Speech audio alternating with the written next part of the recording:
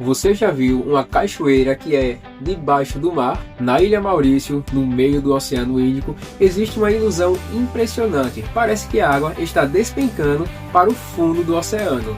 Mas calma, não é uma cachoeira de verdade. É a areia sendo levada pelas correntes, criando essa ilusão incrível vista do alto. Um verdadeiro espetáculo da natureza que só pode ser visto por avião ou por drone. E você, teria coragem de sobrevoar essa maravilha da natureza?